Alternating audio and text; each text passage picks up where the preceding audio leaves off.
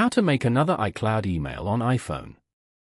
To get started, first of all go ahead and open up the Settings application on your phone. Once you're here, tap on your account at the top. This is your Apple account settings page. You can view and manage your personal information, sign-in and security, payment and shipping, subscriptions and other account settings from here. On this page, go to Sign-in and Security. Here, tap on Add Email or Phone Number. Email addresses and phone numbers can be used to sign in, verify your identity, and help recover your account. Now, tap on Existing Email Address. You can now enter the email address you want to add over here.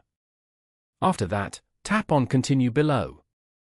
Following these steps, you can easily make another iCloud email on iPhone.